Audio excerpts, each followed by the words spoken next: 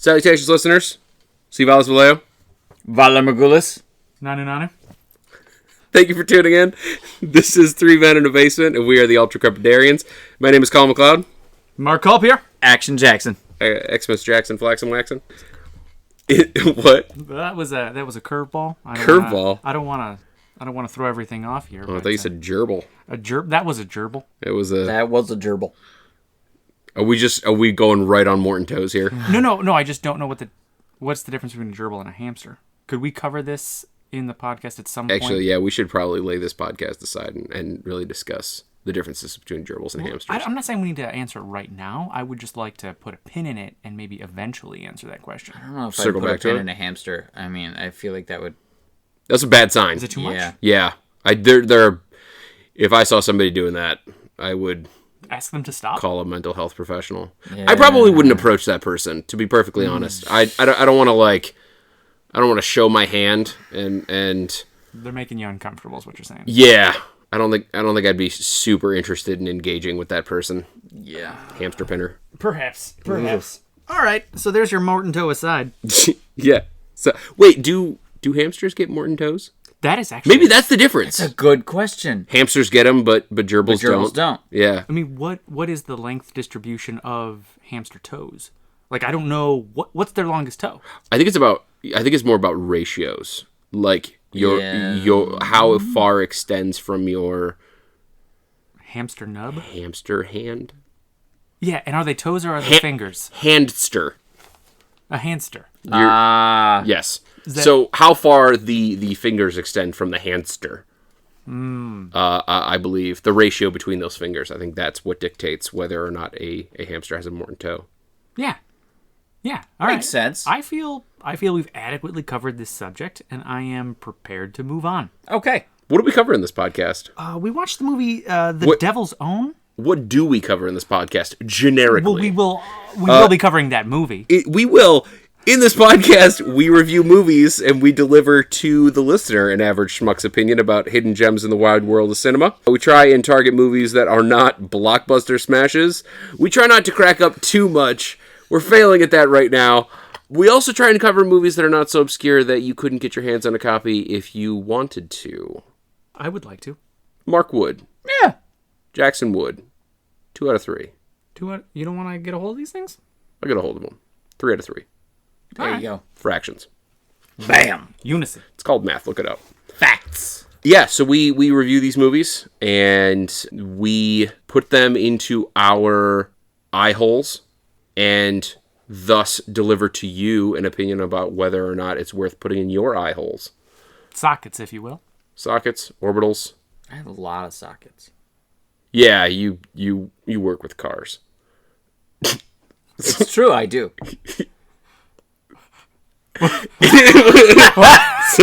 Sorry.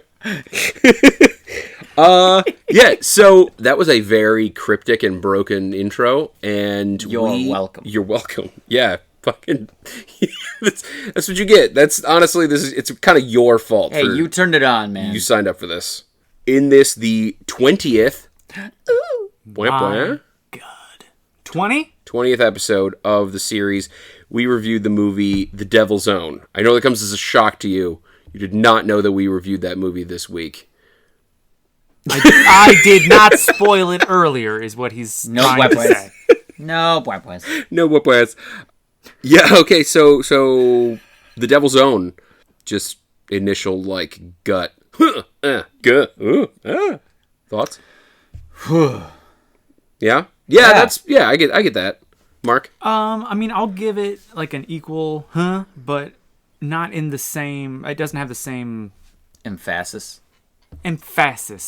that maybe I do some other weeks. Oh, you'd put the emphasis on a different syllable. That is exactly where I would put that emphasis. No, I enjoyed it. It didn't hit me in the feels, but I enjoyed it. So, yeah. What about you guys? Do you guys have any more color you want to add to this obscure photo that we're not spoiling? I mean, I like the color green. That's good. Yeah. Wow, Van Gogh over here. Yeah. Liking green. Well, I'm colorblind, so everything's green or blue. Allegedly. You can't prove that. You can't. What about red stuff? Red stuff is green stuff. Yeah, technically, like, he's never dined at Red Lobster. It's always been Green Lobster. I would not eat a green lobster. Or just lobster. He has dined at Lobster. What do you do when you approach lobsters? I feel like Lobster has got to be the brand Red Lobster. I don't know if it's related, but I don't eat seafood traditionally.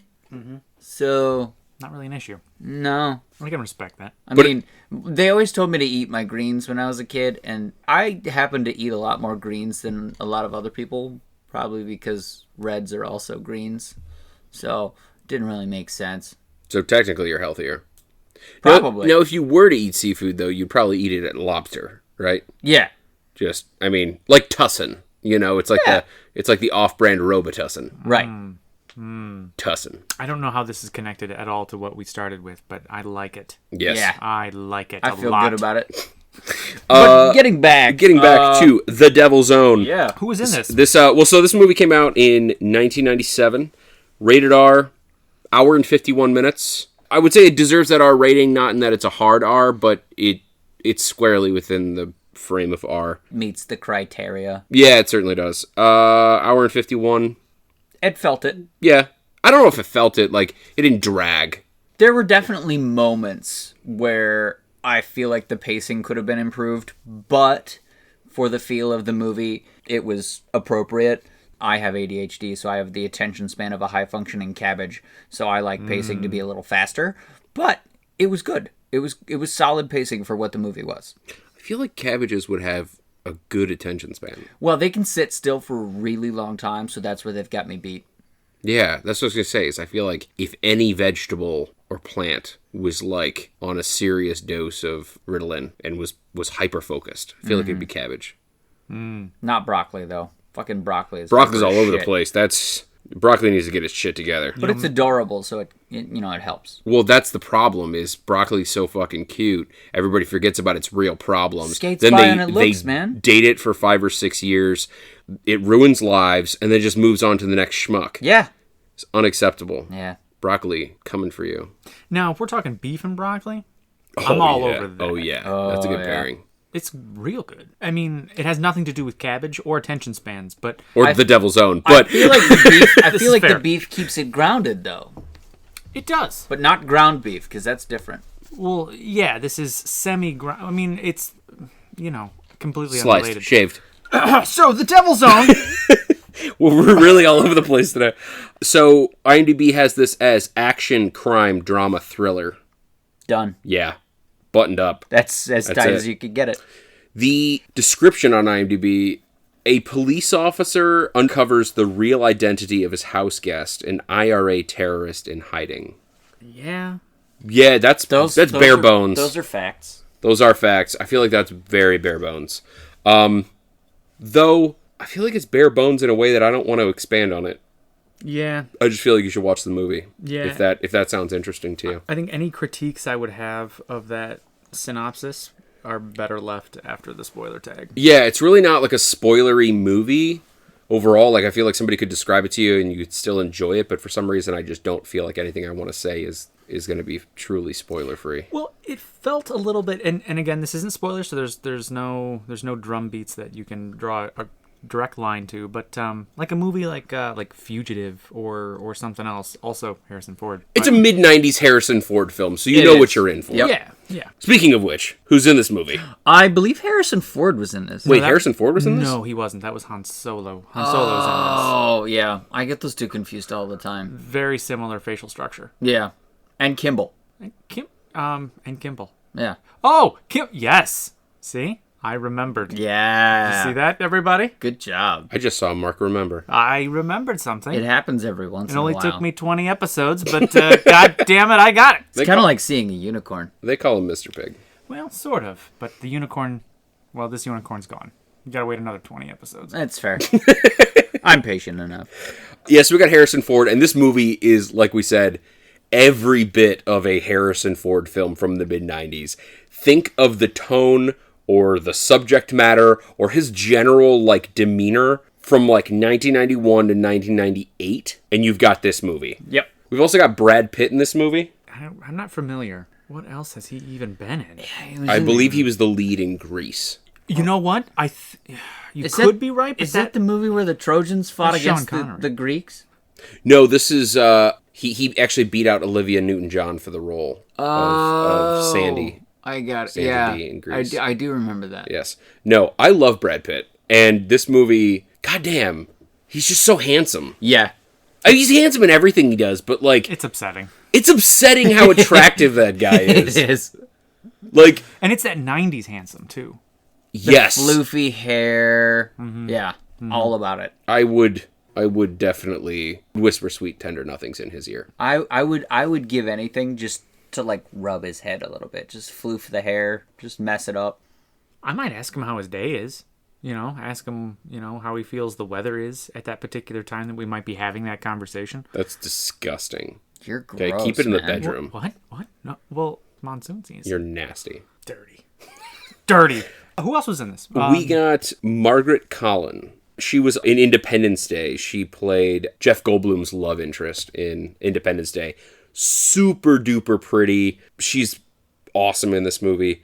We've got Treat Williams, who plays the asshole in everything. I feel like this person was conjured into existence exclusively to play the sleazy asshole. Yeah. I'm sorry, Treat. You're probably a really nice guy in real life, and He's a treat. you're probably an avid listener, and we would love to have you on the show or have you send us some mail or props from your latest production. But Envelope burp. yeah, an envelope burp, that'd be fine. But I'm sorry, sir. You are the worst in the movies. Like, in a good way. You're a good actor. Your characters are terrible. Come see us. Let's talk bad guys. He plays Xander Drax in The Phantom. Xanderdrax. Xander Drax. It begins and ends with the letter X. So good. He's so good. Who else we got? We got Mitchell Ryan, who plays the fucking boss from Liar Liar. Yeah. The old white dude who's all like, Yeah. I don't know if I did a good That was solid. Mitchell Ryan. Yeah. What else has he been in? I mean, I'm not super familiar with Mitchell Ryan's work. Oh, he was in Grosse Point Blank. On the list, by the way. Yes, actually, it's coming up pretty soon, I think. Oh, he's in Lethal Weapon as well. I love Yeah, dude. Lethal This Weapon. dude kind of popped up a lot in the 90s, I think. I feel like I'm throwing out all these, dude. We got motherfucking Julia Stiles as a teenager. Okay, so roll with me here. Julia Stiles in this movie is comparable in, like, how unexpected she is after her career took off kind of thing as Elijah Dushku is in True Lies. Oh. Yeah. Like, every time you watch True Lies, you're like, fucking Elijah Dushku is his daughter, and you forget about it until you watch it. It's the same with this movie. It's like, I always fucking forget, and then it's like, oh my god, fucking Julia Stiles is in this movie. You spend like the whole movie thinking, man, she's very familiar. So familiar. Almost like she's like a younger version of somebody I know. No, she did a great job too. It was Julia Stiles. It was That was the person That's who that it you knew reminded me of. who she looked like a younger version of. Okay, well, she was in that movie Julia. Actually, I think she was in a movie called Julia. Was she? Yeah. I think it was Julie and Julia. Was she in that? About the cooker? Yeah. The cooker? The cooker? Yeah. Yeah, about the cooker? It's that movie about the cooker? The person who makes the foods! It's Julia and Julia, the cooker? The fuck? Okay. So good. One more I want to squeeze off before we get into spoiler territory. David O'Hara, who plays Stephen in Braveheart, the crazy Irish guy who comes over and fights with the Scots. He's also in The Departed. He plays one of Costello's goons. He's the guy who's all, you're a cop. You ignored us because you're a cop. I'm not a cop. Most good-looking women are cops. Most people on the street, if they ignore you, they're a cop. That guy. That's the fucking guy we're talking about. Co-op. A cop. I'm not a cop. What is a co-op? I believe it's co-opted from the word quopper. It's co-opted? Yeah. The word co-op is co-opted? Yeah. I like it. Yeah. I like it. Yeah. I like it. My position on feds is that they're like mushrooms. Feed them shit and keep them in the dock. Okay, so anyway, good afternoon to our FBI listeners. I apologize for my last comment. Don't raid my house. You can raid mine. I got nothing in it. It's gonna stop them. That's gonna stop a formal apology. Oh, God damn it. He said he was sorry. He told us not to, so call off the cops.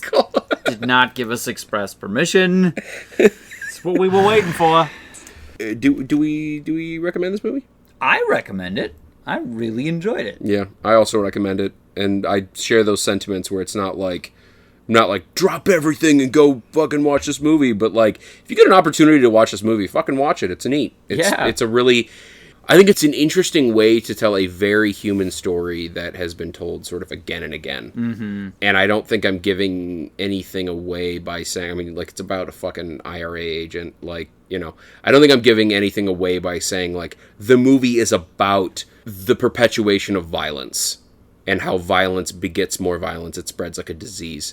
And it's the kind of thing where the context can change, but the story is the same, you know? Boys in the Hood. Oh. I feel like this movie is kind of like that, where, like, Boys in the Hood is very much about the cycle of violence and the cycle that poor childhood experiences, like, lead to and beget criminalized adult behavior. This movie is really similar in that way. They're just, the topic is just something different. I don't know, would you consider this a popcorn movie? Yeah. Honestly, I feel like it was in the 90s. I feel like it's evolved a little bit since then in a good way. Like, under what circumstance would you recommend this then? Like, someone walks up to you, like, what is the, you know, reverse that question backwards, you know? Like, I don't know, like, I enjoyed it, but it doesn't have the same resounding I recommend it as maybe some of my other ones. To me, No, but this is just like a thumbs Yeah. up, thumbs down. Are you over Yeah. the 50%? pass, fail. I feel like I would recommend this to people who enjoy dramatic movies, to Yes. people who enjoy crime movies, even war films. But I know a very large group of people who just appreciate some Harrison Ford. We Give had me that. back my family! And I feel like anybody who likes Harrison Ford even a little bit would probably like this movie. If you like Star Wars, you like Star Wars. If you like Indiana Jones, you like Indiana Jones. If you like Harrison Ford, You like all of the above. You like those typically, but like you like everything he did in the 90s. Yeah. Like if you say I like Harrison Ford, you're talking about Air Force One, The Fugitive, Clear and Present Danger. These are the kind of movies, 6 Days, 7 Nights. You're talking about those. This fits into that beautifully. Yeah, it's right in the middle. So there you go.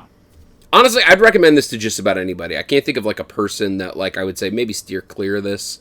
Yeah, there's nothing offensive, really. No. I mean, other than just it's the things that earned it its R rating. It's not offensive. Yeah, I mean it's violent, but it's like it's about an IRA agent. If you don't like violence, maybe don't watch I don't know. I feel the like movie even about the violence. I feel like even my mother would enjoy this movie. Which Yeah, it's wholesome. yeah, I mean, like I Colin do said- not I do not know if I would agree with putting my stamp on wholesome. no, it's like a Harrison Ford wholesome in that his character is never like compromised. No, he is morally incorruptible. Yeah, and so if that is your safety blanket, and I think for some people when they watch a Harrison Ford movie, like, have you ever seen Harrison Ford play a bad guy? I can't think of anything off the top of my head. Right, he sort of is like without the political connotations, he sort of is like the 80s and 90s Ronald Reagan. Yeah. Yeah. Like he was just that silver star that, you know, never Right. So that's what that's what I never mean by fell wholesome. from grace. Like by wholesome, it's the, like if you're going into this and he's your protagonist and he's your guy, you're gonna end up feeling like, okay, I don't want to spoil anything. Well, like Colin said, it's a very human story. Yeah. So if you like deep characters, if you like backstory, and if you like Harrison Ford, you're gonna like this movie. Which, like, who doesn't like those things? Right? Nobody. I don't want to meet that person. No. Right? That person probably is a Bad person. hamster with a Morton's toe. Yeah. Unreal. Or more. Long rickety hamster toe. That was, like, legitimately the best insult I could come up with at the time. I'm not on my A game tonight. It's okay. No Long judgment. rickety hamster toe, new band name I call it. I feel like that would just be like the worst fucking hipstery band ever. Like borderline Neutral Milk Hotel, which I have not listened to. Admittedly, I have not listened to them. Maybe they're a great band. Who knows? But like that just screams hipstery. Like Long rickety hamster toe is a band that you would see like in Portland, Yes. where 5 people are 5 different colors and they all have dreads. yes, and you could not actually hear their music because their entire fan base has brought their vintage typewriters to the venue and are typing out their novella that everybody just must read. Yeah. That and the sound of denim on denim. Denim on flannel. All right, let's Denim on flannel, new band name, I call it. Anyway, moving So forward. we got a wreck. Wreck. 3 wrecks all around? Yeah. All right. This is recommended by 3 Men and a Basement, and I think we are ready to...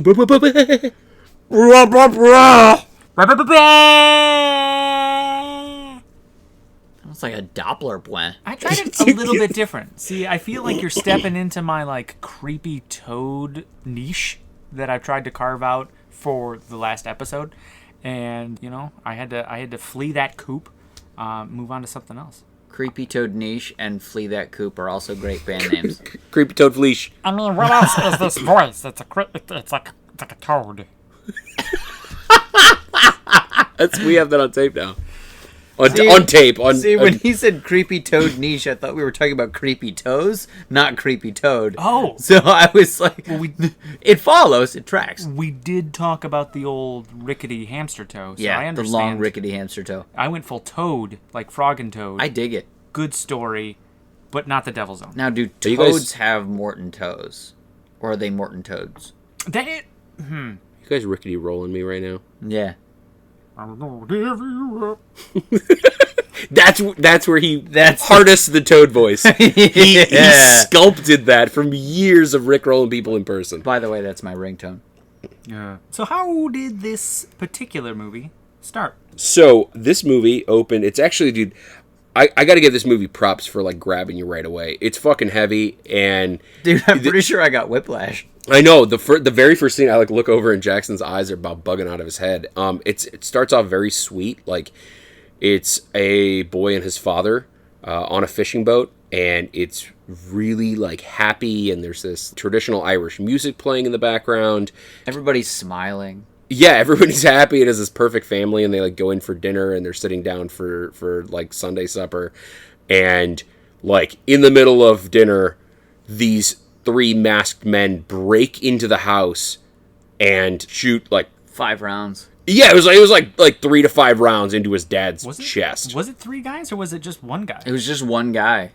I'm gonna go 2. Okay, 1, 2. I'm gonna go 2 with a possible 3. I'll go 2.5. No, I'll go 2. Price is Right rules. Okay. I don't want to go over. Either way, the dad, who was nothing but smiles for like the first 5 minutes of this movie, is gunned down in front of his whole family, and it's so heavy. Yeah, literally, they burst in the door, shoot him like 3 to 5 times in the chest, and he dies in his wife's arms while she's like wailing, and the kids are still sitting at the table watching their dad bleed out. It's fucking like heavy. Yeah.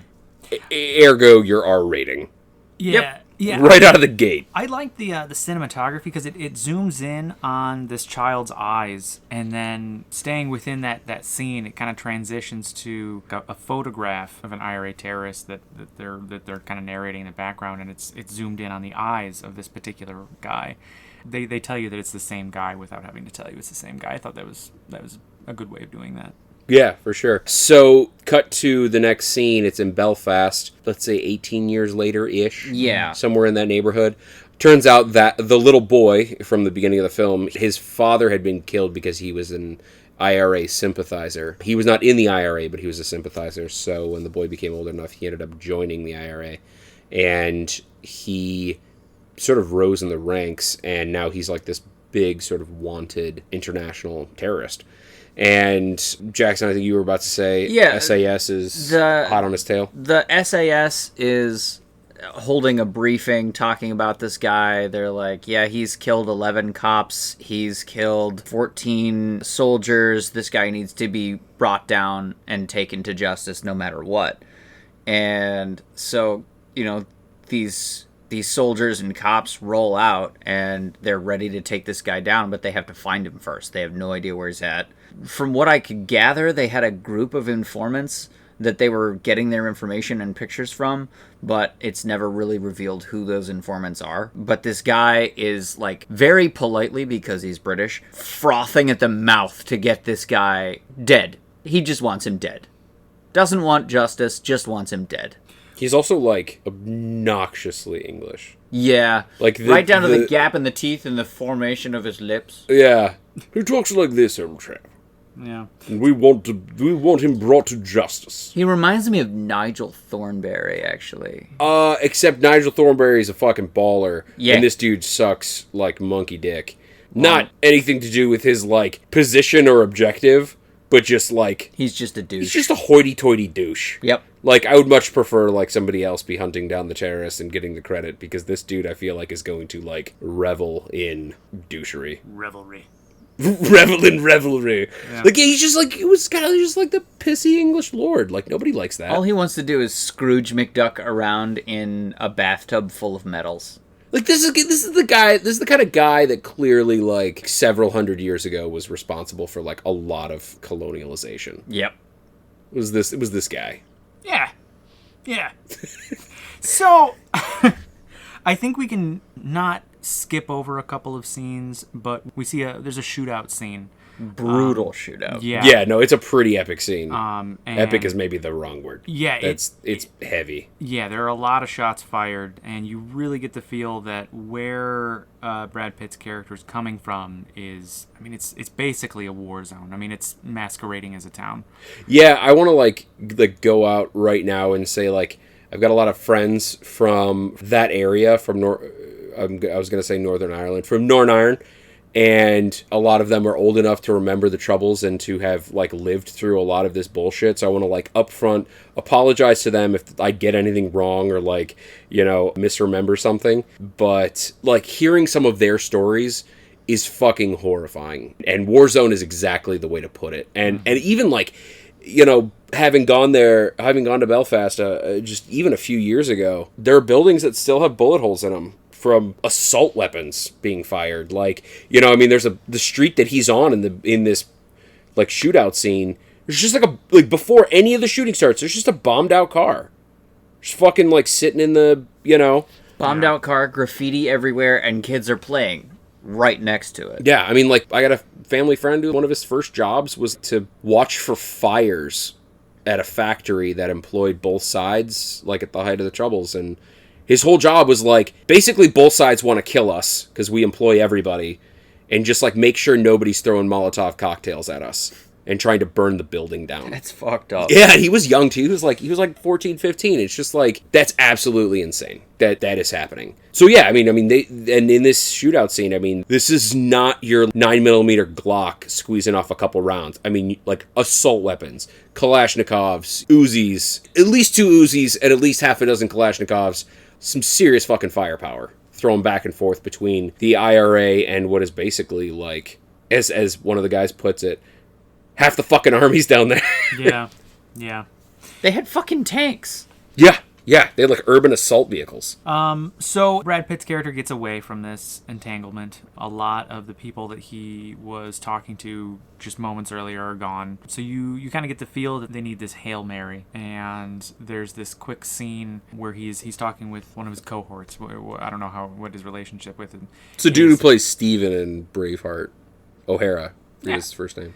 But a helicopter kind of flies by, and they kind of take cover for a second. Nothing ever comes of it, but you can tell that the helicopter represents a tool that they need response to. That conversation's kind of the catalyst for the rest of the movie. Yeah, the dude pretty openly says, he's like, we need something to level the playing field. And the guy's like, I've been thinking about that, and I've got a plan. Stinger missiles, that's what we're going to use. And, like, if we can bring down the air support that the British government have with Stinger missiles... Maybe they'll actually talk peace. Yeah, because at this point in the movie, both sides are viewing each other as talking about peace from their public front, but then fueling, like, violence subversively. And when one side is clearly stronger than the other, it's never going to stop. Not until one side is completely wiped out. You know, Brad Pitt's character is like, all right, we need to level this playing field so that they realize that they can't just push us over anymore.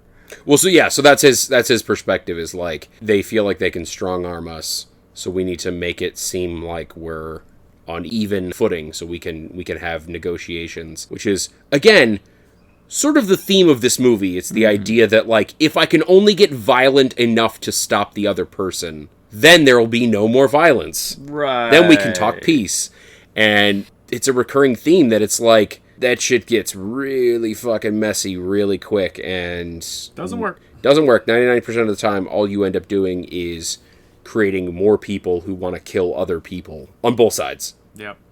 So he makes his way to America and gets set up in the basement of Harrison Ford. He gets hooked up with this Irish judge that, like, sponsors Irish youth to, like, or not youth even, like, young adults to, like, come over to the States. But, like, this dude is, like, clearly... Bought and paid for.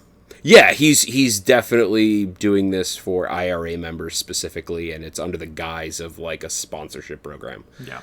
So he sets Brad Pitt's character up with Harrison Ford, who's, like, this Irish cop he's into his heritage, and he kind of wants to, like, give back a little bit, so he decides to let this guy crash in his basement with his family, his wife, and 3 daughters. Yep. He's a cop, and it's pretty quickly established that he's kind of your family guy. You know, he's your everyday man. And you can tell that Brad Pitt's character is kind of soaking it up. There's a nice scene at the dinner table where you watch the family interact, and Brad Pitt's just kind of, again, he's just taking it all in. And even though he's there on his own mission, like he's taking the time to smell the roses, and it's actually kind of a sweet scene. Yeah, and it's like, it's very clearly meant to be, like, reminiscent of that opening scene where he's sitting with his family, thinking back on, like, the good family dinners that they had, the ones where his father wasn't killed. Yep. At one point, there was a very brief moment where Harrison Ford's character was dishing up his youngest daughter, Annie, and Brad Pitt's character looks over and is just staring at Harrison Ford with almost this sort of loving admiration, like... We call that a Starrison Ford. It's a Starrison Ford. That's what it was. That's exactly what it was. Trademark. And so he's looking at this, and, you know, in my perception, he was seeing his own father and just remembering fondly. Oh, at the dinner table? Yeah. Oh, totally. Yeah, no, he was definitely doing that. And they were pretty heavy-handed about it. Like, they were not being coy about, like, yeah, these two scenes are meant to be, like, connected, blah, blah, blah. But, like, it's sweet, and it's, like, it works well. Yeah. And it works well in, like, a 90s way. I'm just where glad it's like, that in that scene, nobody, got shot. Yeah, that was a positive. Yeah. That was, I would put that in the win column. Yeah. Every time I make it through a dinner. Without getting shot. I'm always like, you know what? Good on me. Yeah. I'm proud of myself. Yeah, I feel like you're saying that sarcastically.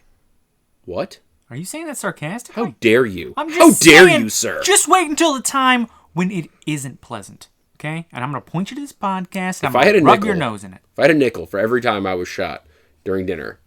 How many nickels would you have? I mean, I would have nickels from other things, not from being shot, but I would have nickels from, like, I have a job. Fair. But I got a couch. It just generates coins. I could change some of the money that I got in exchange for my work services for nickels, and then I would have plenty of nickels. So fuck you. True. Yeah. Lawyered. What? Lawyered. A lawyered? I think... Okay, hang on. Okay, hang on. I thought you said voyeured.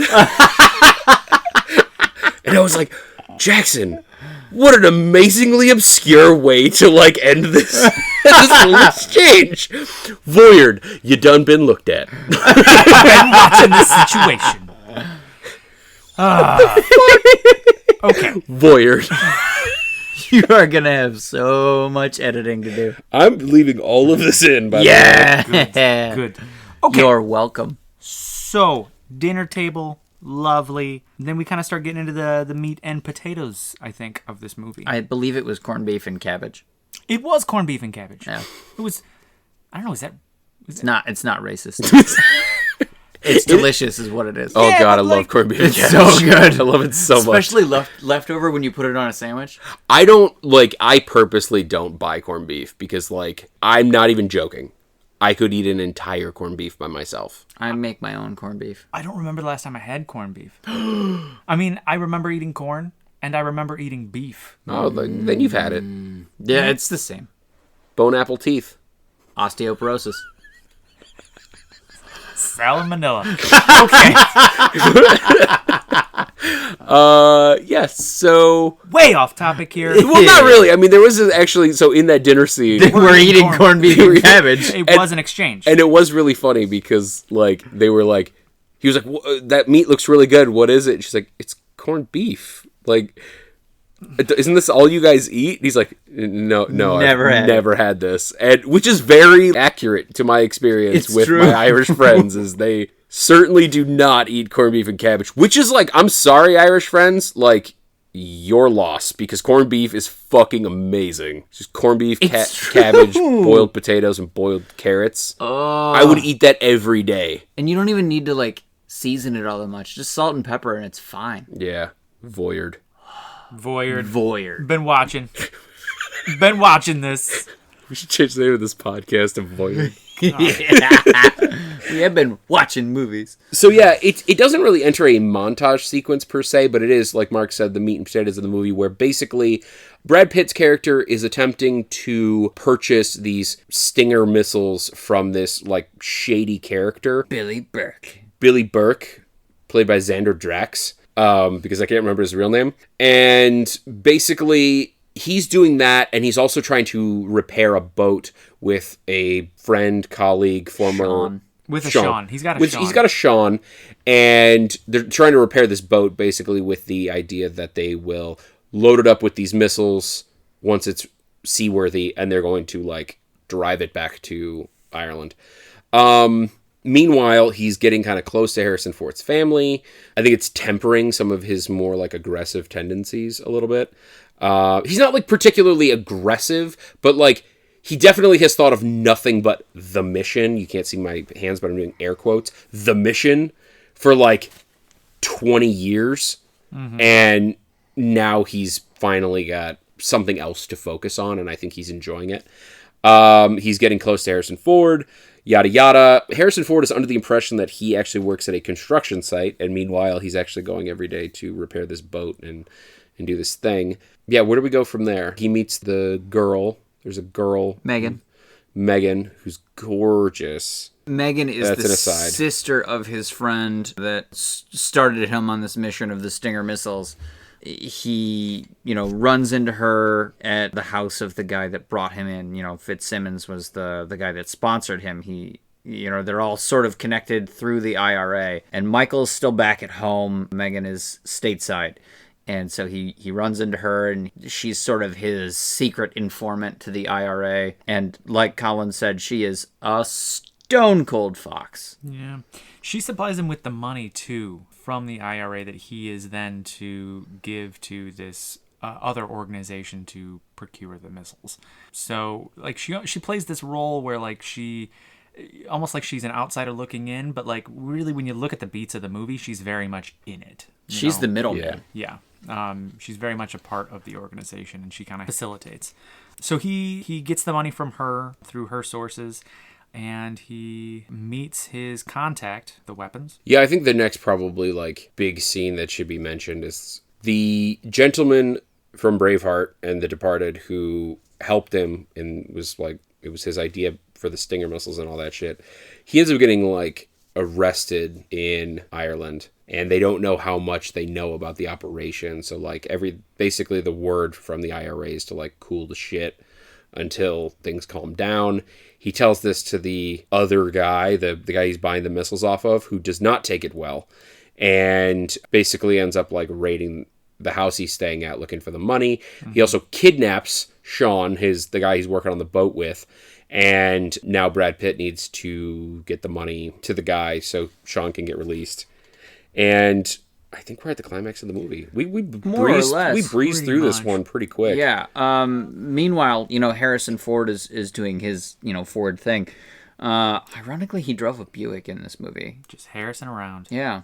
Should have called him Harrison Buick. Yeah. Oh, he's kicking Ford's a car company. Right.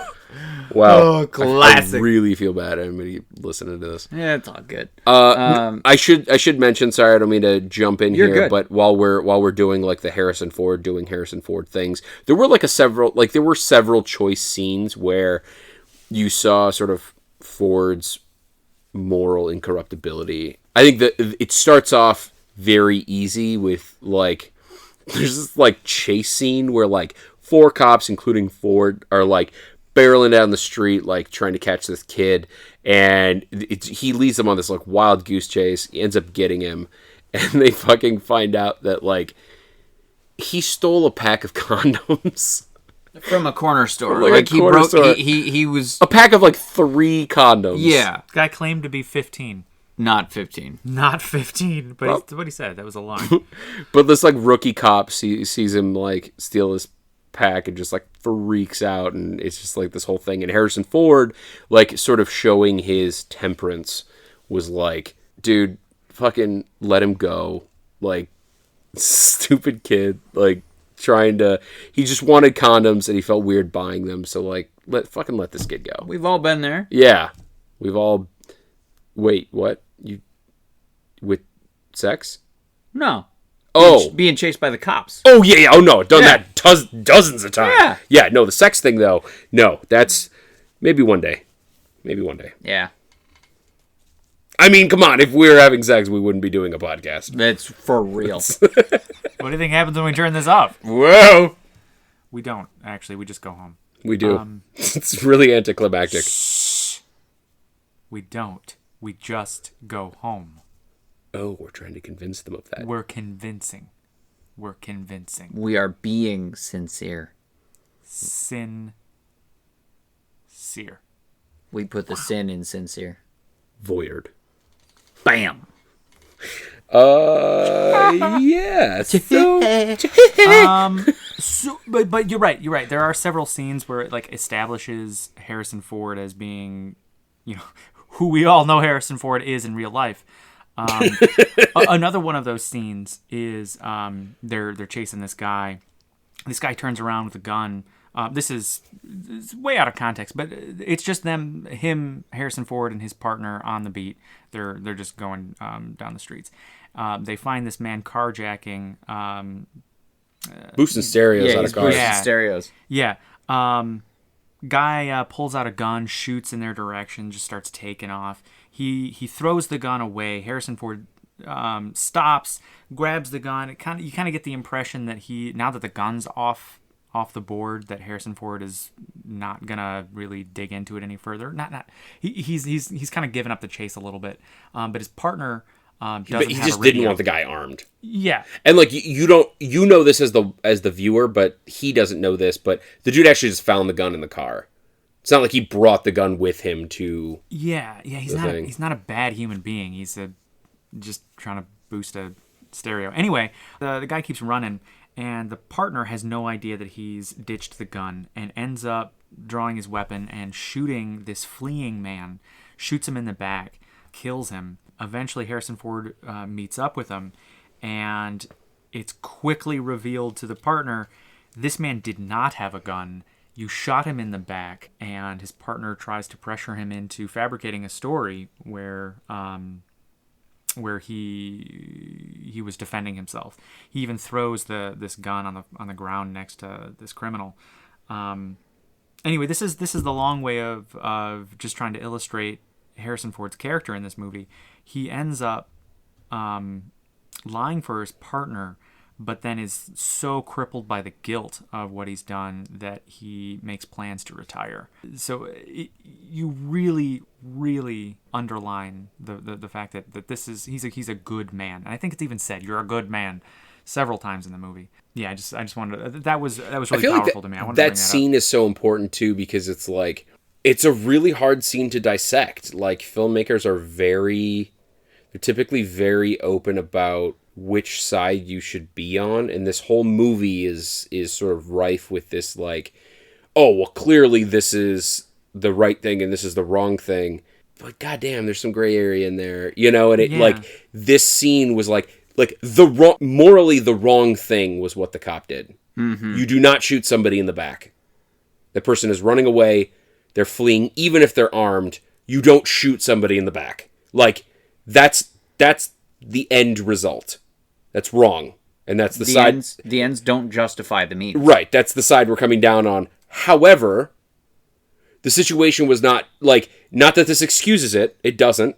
But the situation is more complicated than just, like, a cop saw somebody on the street and shoots them in the back. Like, this dude did fire a weapon at cops, Like, multiple times, that dude was responding to the notion that, like, somebody literally just, like, opened fire on me. Yeah.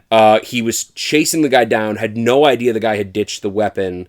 The guy was running into, like, about to run, like, get away and run into a public area. Again, doesn't excuse the behavior, but it's certainly, like...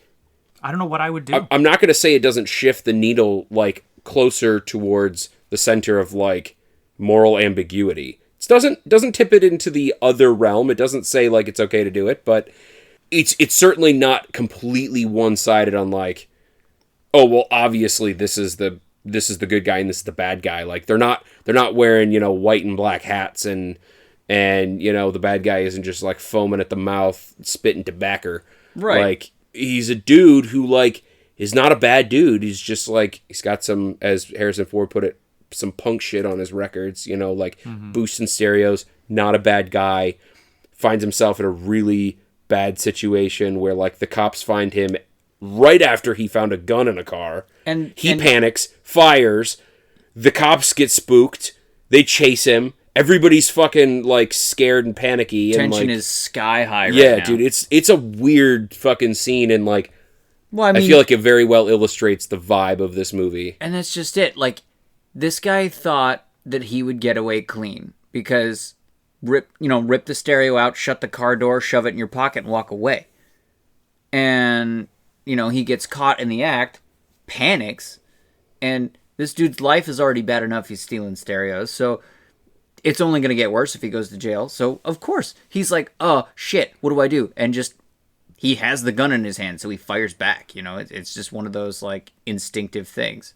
So, it definitely ramps up the tension for the movie, but it also sets the tone for what comes to follow. It really does. Because the cop's saying, like, he was shooting at us. He was, you know, of course, you know. And that is the broader theme of the movie, you know. Violence begets violence. Yeah. And so even though we almost didn't even talk about this scene, like I'm glad that we did, because it really is just kind of a micro view. The filmmakers did a great job of bleeding their theme into multiple kind of mini narratives throughout the movie at large. Yeah, so I think coming on the heels of that scene, we basically got to talk about, like, after this raid of the house, Harrison Ford's house that Brad Pitt was staying at, Harrison Ford realizes that nothing's missing out of their house, and the only room that's really ransacked is the basement where Pitt is staying. So he realizes, like, they're after Brad Pitt's character or something that he has.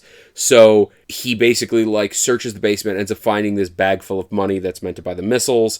He waits for Brad Pitt to show up, and when he does, he arrests him with his partner. He calls over the partner that killed that guy, and they end up taking him in, and on their way in, the car is stopped. Pitt ends up, like, getting his handcuffs from behind his back, like, to the front, incapacitates Harrison Ford, and takes his gun, goes outside the car, and in, like, the buddy cop goes to pull his weapon. Pitt says, don't pull your weapon, like, chill. The guy pulls his weapon anyway. Pitt fires and kills the guy, which I think is supposed to be the movie's sort of, like, recompense for murdering that guy, shooting him in the back. Mm-hmm. Like, the partner ends up getting his own in the end. I don't know.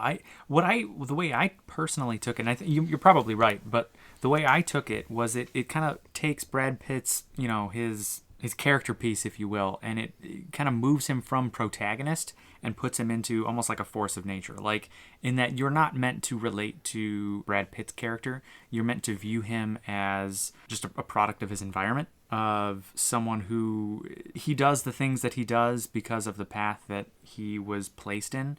Because there's just I think you're right. Thing. I think you're right, but I think it's also like it's like a both and kind of thing. Like, I think it serves as recompense for that dude killing the other dude, but it also serves the function of, like, illustrating kind of like what you were saying, Brad Pitt's character for what he is. In the beginning, you get a pretty fucking you get a healthy dose, but at the same time, you don't really explicitly see it, and none of the characters are named, which makes it very easy to, like, sweep it under the rug. But you're still like, this dude's a fucking terrorist. This dude's, like, out here in the street with a fucking Kalashnikov, like, firing on officers of the law. Soldiers, yeah, like, he's killing people. But you're really empathizing with him, despite that. yeah. Well, they started off with the murder of his dad. I think that like yeah, but I feel like it starts off with a little bit of sympathy, and then after that scene, like the big shootout, it kind of tracks the other direction, and then over like the course of the most of the movie, it tracks back again, and you start feeling like more sympathy. But before, so like it's supposed to teach you that sympathy for like where he came from, what happened, why he ended up the way he did, but like. This scene was very strategic in that it brought the needle back to the other side to be like, no, but don't forget, this fucking dude kills people. Well, and like this is what he fucking does. Like I'm not saying it's the end all to be all of who he is as a person. It's more complicated than that. It's more gray than that. He's more than just a murderer. But that doesn't make him not a murderer. Right. Yeah, when the cards are on the table, he is in a foreign country to purchase, Stinger missiles to fight the government that he lives in. So yeah, this scene really brought that back. And I think the other thing is, we as the viewer got to see him at his dark side. We got to see him in that shootout. We got to see him planning to buy these Stinger missiles and hiding from the government and, going to safe houses and lying and faking passports and all this shit. Like, we can see him doing all that, bad guy stuff. But Harrison Ford didn't see any of that. He saw a sweet young man from Ireland who escaped a bad situation.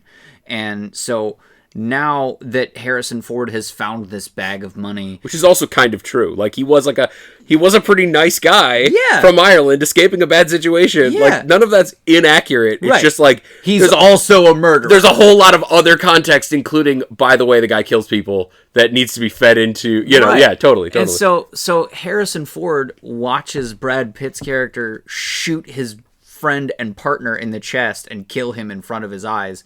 And so at this point, Harrison Ford gets a very healthy dose of how dangerous this man is. Mm-hmm. And that moves the plot more forward and just speeds it along because now they are enemies. Because at first it was, okay, you're doing some shady shit. You got a bag of money.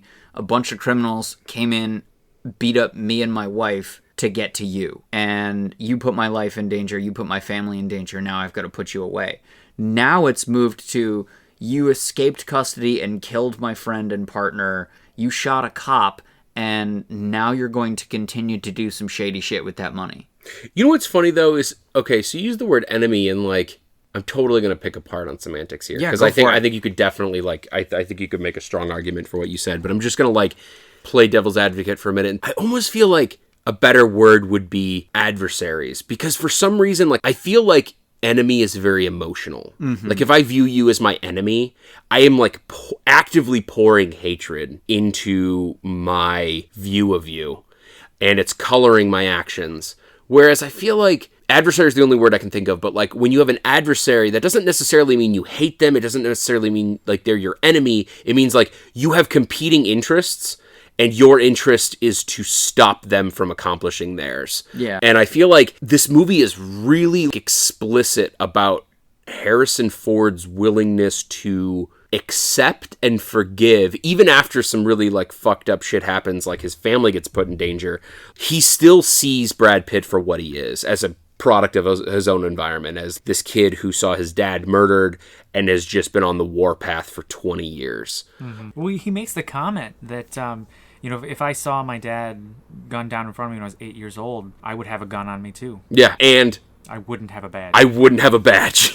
Yeah, he makes that. Yeah, he does. And that's just it. Is like, I feel like Harrison Ford's perspective is the one that the filmmakers wanted the viewer to take away, was like, just because people do bad things doesn't make them bad people. But that also does not mean that they don't have to account for what they've done, mm-hmm. or atone for what they've done. I get why you're doing what you're doing, but you're still doing it, and you're still going wrong. You're still wrong, and you're still going to fucking jail. Like, yeah, heavy stuff. So at this point, we move forward with classic Harrison Ford chasing down the bad guy action. He's looking for Brad Pitt's character. He's trying to track him down, do the whole catch me if you can, because obviously he runs off from this altercation and they part ways. Are we gonna talk about the next scene? Oh, I feel like we have to. We definitely have to. With the head? So Brad Pitt's character has the money and he meets. Oh no, he doesn't have the money because in that scene, and going back here where he You're murders right, the yep. partner, the money is in the trunk of the car that he's being hauled to jail in. Very true, yep. And Harrison Ford snaps the key off to the trunk. So what Brad Pitt's character is facing is he still has to meet these. Let's just call them the mob. I don't think it's ever actually identified, but he has to meet up with the mob, and he doesn't have any money to do it with, but he still has to save his friend, and there's no way that he could get the money in order to do it. No, I mean, it's a lot of money. It's like millions of dollars. Yeah, so those where the pieces sit as we go into the scene. So he shows up with this bag that is money as far as like anybody else is concerned. Brad Pitt knows it's not. Walks into this warehouse. And basically, like, there are dudes everywhere with guns and shit, and the bad dude is like, here are your missiles, they're in this truck, like, give me the money and you'll get the missiles. And he's like, yeah, but I want to see Sean first. I want to make sure he's okay. And the dude, like, nods to one of his henchmen, and the henchman goes to the car and pulls out a fucking human head and throws it at Brad Pitt's feet. Yeah. They straight up beheaded his friend and threw his head at him. Voyeured. What's in the box? What's in the box? It's not in the box. No. It's not in a box. But yeah, no, shit gets real. Like there's a thud. Honestly, as much as I actually really liked that scene, because it was like fucking crazy, and I love that out of left field, like give me a 1-2 punch to the face kind of thing. But it definitely broke with the sort of vibe of the movie, the theme of the movie. I think it illustrated how dangerous the people he was dealing with were, and it sort of gave him this all bets are off type mentality. But it definitely was objectively, I feel like, more brutal than some of the earlier shit. Even though, like, it's plenty brutal, like mowing down people in gunfire, and that's not okay, and, bombs going off and shit.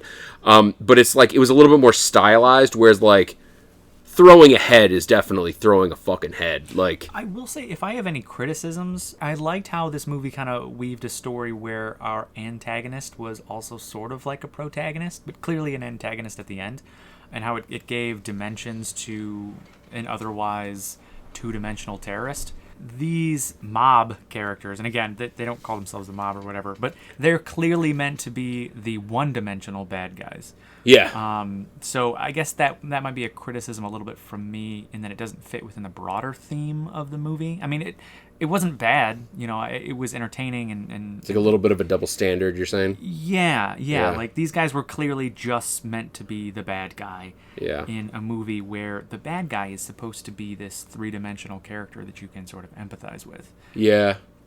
Yeah, I think it's one thing that, like, you could probably defend it argumentatively and say, like, it's important to have the two-dimensional characters so your perspective on them is...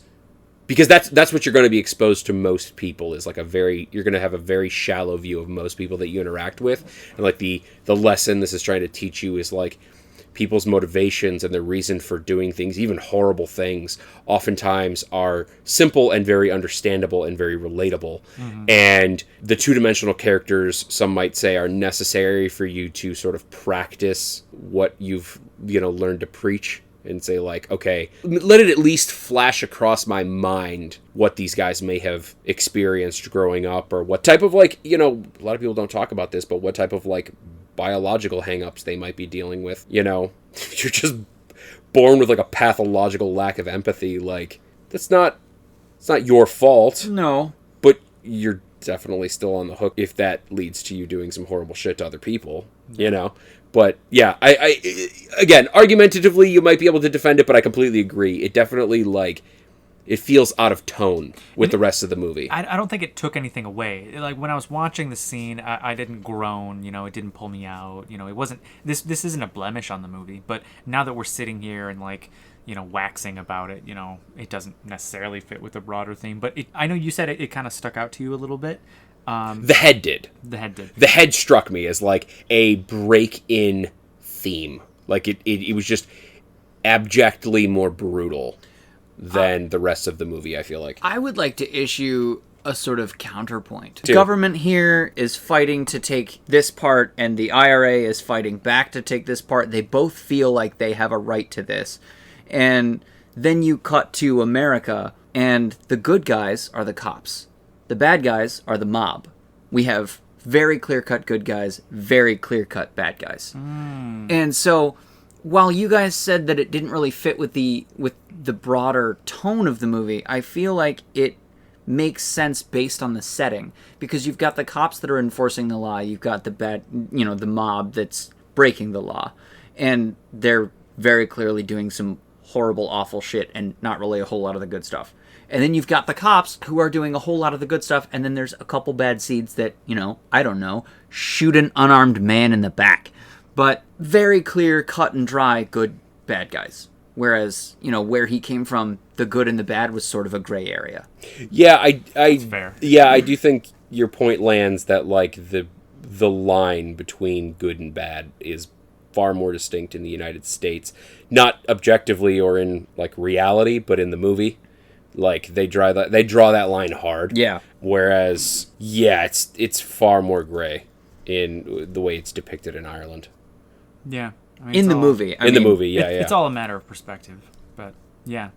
No, I'll accept that counter argument. But I still feel like... No, I like, see what you're saying, yeah, though. like I think you're what you're saying, like, is right in that it's definitely, like, if anybody was going to cut a fucking head off in this movie... It would be these guys. It was these guys, because these guys are the bad baddies. But still, to cut a fucking head But off? still, like, it just felt like the tone shifted really quick there. And then shifted back, and it was just like... It just felt like, at the end of that scene, I was sitting there, I was like, right, so...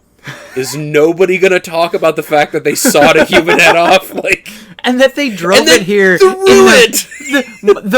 My immediate thought when he pulled the head out and threw it at Brad Pitt's feet was, so they just fucking drove here with a head in the back seat, like no box, no suitcase, no bag. Yeah, they were just waiting for the bit. Just a head rolling around in the seat. Or did they kill? Or was the guy there alive, and they were like, "Oh shit, he's gonna be here any minute. Come on, hurry, saw his head off. Hurry!" Or like, "Oh fuck, he's running late. What should we give him? Let's just cut his head off." Yeah, right. Like, was he already dead before they took his head off? I don't know. What was the sequence of events that led to this head coming out of a car window and being thrown at Brad Pitt's feet? Well, in the last altercation, he had the shit beat out of him. He was tied up and thrown in the trunk of a car. Missing fingers. But still very much missing fingers. He's yes, missing fingers. I didn't see that. Fingers. Yeah. Oh shit. Oh, for sure. But still very much alive. Yeah.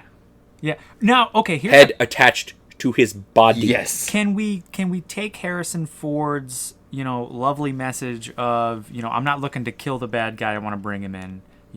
He's definitely like a pacifist cop. Not in like a debilitating way, but like in a I have a job to do and it's not to kill people. It's such a weird position to take. Like, does that same patience and like does that hold up for the guy cutting off the man's head? To protect and serve lead. Yeah. I don't know. Like, well, no, there's a great line in there. I don't think it's anybody's quotes or anything, but like we're in the protect and serve business, or we're cops. We're not doing this for vengeance. I forget exactly how it goes off, but like there's definitely that theme. Does his sentiment extend to the? Fuck, what was that quote? We got to get that quote right because we're in the police. We're in the police business, Eddie. Not the revenge business. Yeah, and he says it in, like, the grizzled Harrison Ford mid-90s way. Oh, it's so good. I think he had blood on his collar and... like... We're in the police business, Eddie. Not the revenge business. Yeah. Just like, goddamn. Brutal. Yeah. But does that extend to the guys cutting people's heads off?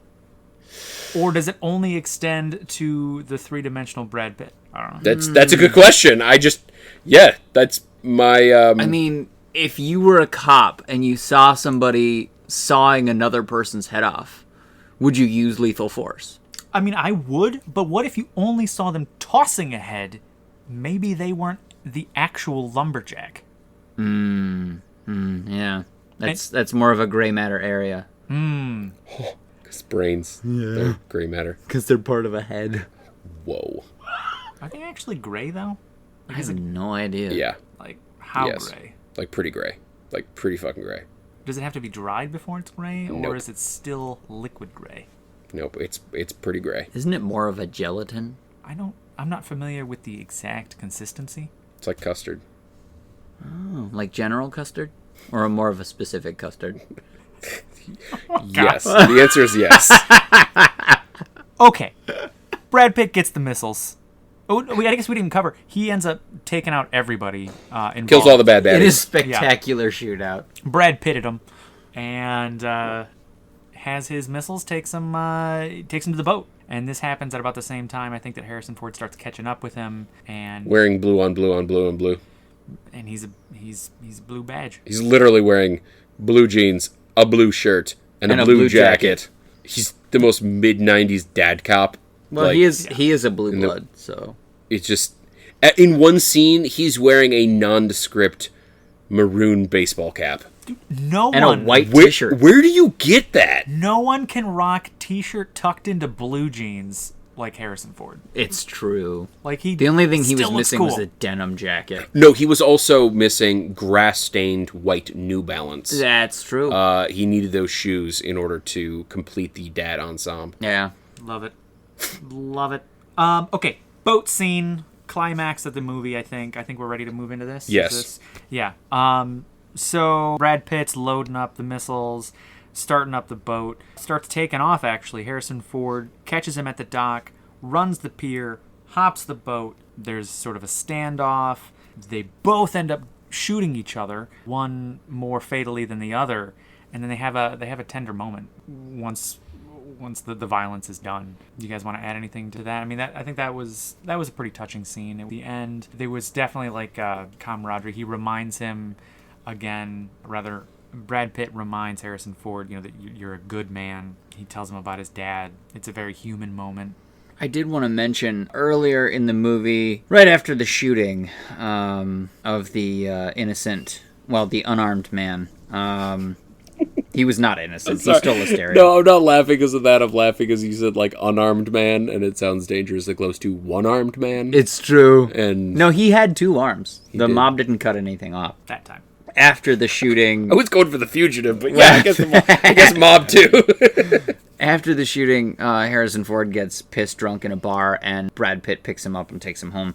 And in the car, they're talking about being, who they are. And Brad Pitt's character asks him in a very real moment, I think sort of hoping that he's too drunk to remember the next day, asks him if he's ever shot anyone. And Harrison Ford says no. And he turns around and says, have you ever shot anyone? And there's this real quiet pause, and then he just starts talking about what happened with his dad.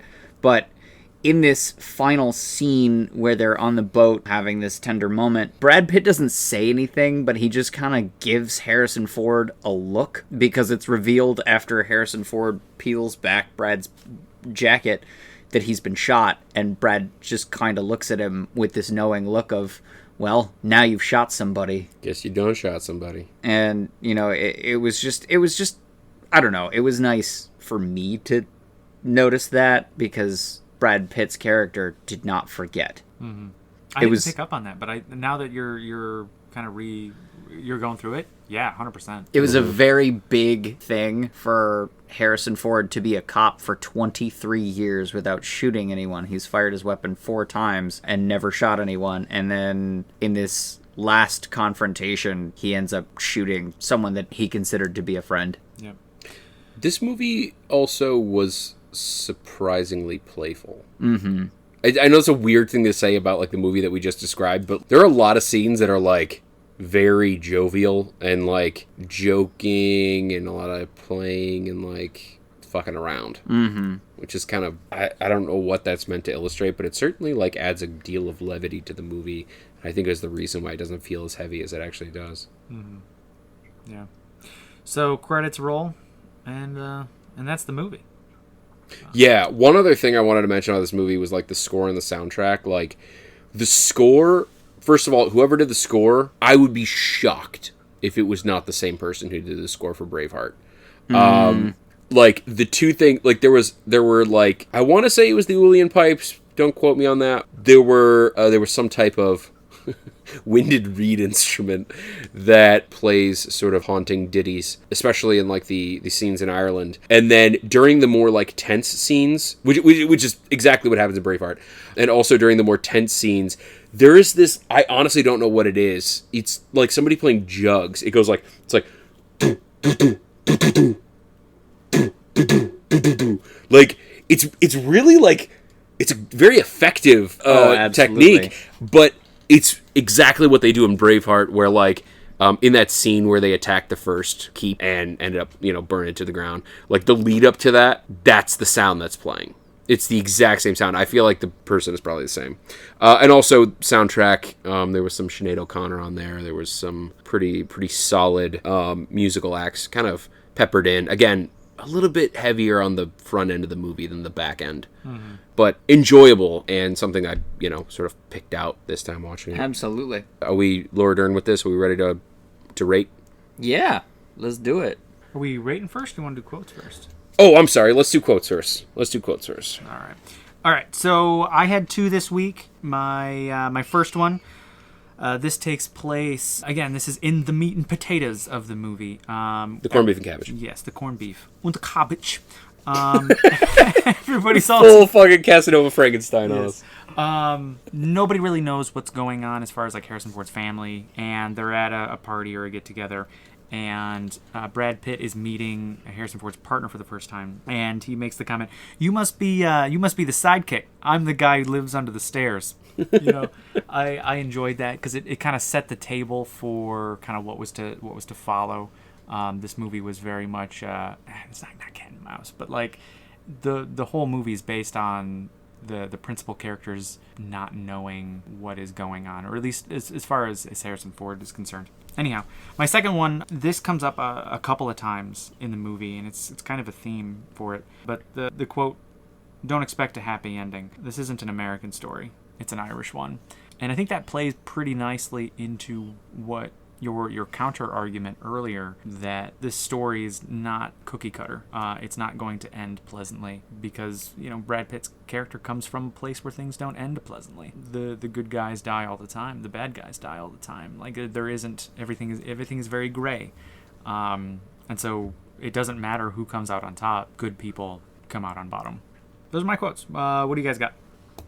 I got two. I got when Brad Pitt first gets to the house, Harrison Ford in his very like grumpy, grizzled 90s dad voice says, "It's good to have someone around here that peace standing up." Yeah. This is a good one. He needed a friend. It's just like him and his wife and his 3 daughters.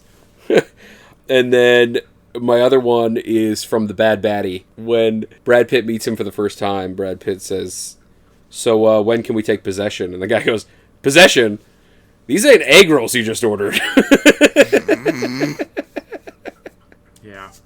It's like these are not Stinger missiles getting served up hot. What are you talking about? The side of sour cream.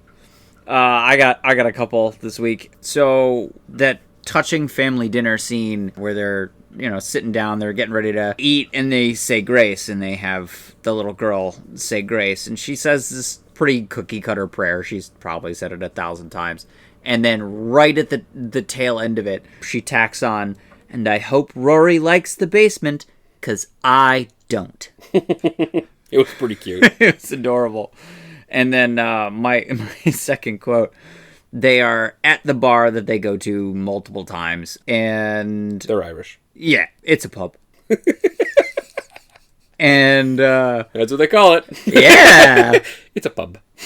So Harrison Ford's got some friends or acquaintances, people he knows at the bar, and he challenges them to a game of pool, and they're just kind of throwing insults back and forth at each other. And at one point, I don't remember what the character actually said to incite this line, but he basically goads Harrison Ford into a game of pool with Rory / Frankie and Brad Pitt's character. And Harrison Ford just looks at this Italian guy and he says, "Throw the milk in the cooler, Joey." And then he gets up and just starts playing pool. Yeah. He's like, they went out for a fucking, like, gallon of milk, and they end up at the bar drinking, and then he fucking like the bartender's his lackey because these two Italian associates show up and challenge him to put the milk in the cooler, Joey. We're rolling up our sleeves. Got some business to do. Yeah. Proceeds to wipe the floor with them. Oh, jeez. Brad Pitt does. Yeah. I don't know how much weight Harrison Ford was pulling. Didn't have much of an opportunity. No. Yeah. Okay, so are we Laura Dern with us now? I believe we're later. All right, are we ready to rate? I'm right. You're irate? I'm right. God damn it. Mark will never be able to get beyond the demented goat. Everything's a fucking bit. 10mm socket. What kind of rating you got there, Mr. Jackson? Now, was that metric? I think I would give this a solid 7.2 potatoes. Nice. 7.2 potatoes.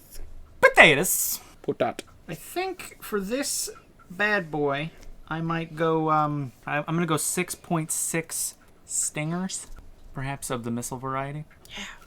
A lot of stingers out there, but these ones are specifically the missile stingers. I am going to have to go with a 6.7 boxes of condoms. Nice. There was another one that I wanted to throw out that I was hoping one of you would mention, and you didn't, and I was a little sad, but now I'm glad that I get to say it. I have severed heads. I was going to say severed heads. That's a good one. It's like I thought it might have been a little too graphic. It did cross my mind, and I was like, "Oh, everybody's saying really like not, really cute, yeah, innocuous. that's a potatoes." Right. So severed human head and viscera. All right. Also, could have gone with big ass bags of money. Big ass bags of money. That's the other name for this podcast. Yes. All right, are we ready to Barack and roll Obama?